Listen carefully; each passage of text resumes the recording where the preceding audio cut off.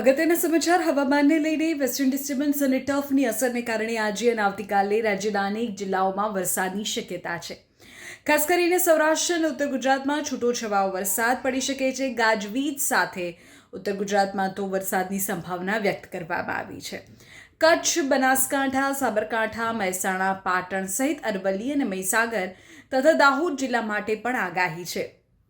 હવામાન વિભાગ એવું કહી રહ્યું છે કે 30 થી 40 કિલોમીટર પ્રતિ કલાકની ઝડપે પવન પણ ફૂંકાઈ શકે છે અને તાપમાનમાં 2 થી 3 ડિગ્રીનો ઘટાડો થઈ શકે છે.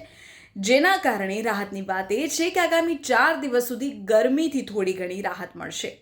આ ઉપરાંત 2 એપ્રિલે ફરી એકવાર વરસાદી માહોલ સર્જાશે. જોકે જે પ્રકારની આગાહી હતી એ જ અનુસાર સમાચાર મળવાની શરૂઆત પણ થઈ ગઈ છે. બનાસકાંઠાથી વિગતો સામે આવી કે જે અંબાજી પંથકમાં આગાહી મુજબ અચાનક વાતાવરણમાં પલટો જોવા મળ્યો. કાળા ડિબાંગ વાદળો છવાઈ ગયા અને વિસ્તારમાં વરસાદી માહોલ સર્જાયો. કેટલીક જગ્યાઓએ ઝરમર વરસાદ પડ્યો. ભર ઉનાળે પડેલા કમોસમી વરસાદને કારણે ખેડૂતો પરેશાન છે, તો બીજી તરફ ગરમીથી રાહતના કારણે સામાન્ય લોકોએ હાશકારો લીધો છે. આ તરફ વાતાવરણમાં ઠંડક ફેલાઈ છે અને ગરમીથી આંશિક રાહત મળી છે. બનાસકાંઠા, અંબાજી પંથકની સાથે સાથે પંચમહાલથી પણ આજે એ જ પ્રકારના સમાચાર સામે આવ્યા. પંચમહાલ જિલ્લામાં વાતાવરણમાં અચાનક પલટો આવ્યો. વહેલી સવારે કાળા ડિબાંગ વાદળો છવાઈ ગયા. ચોમાસાની ઋતુ જાણે આગમન કરી રહી હોય એ પ્રકારના દ્રશ્યો સર્જાયા.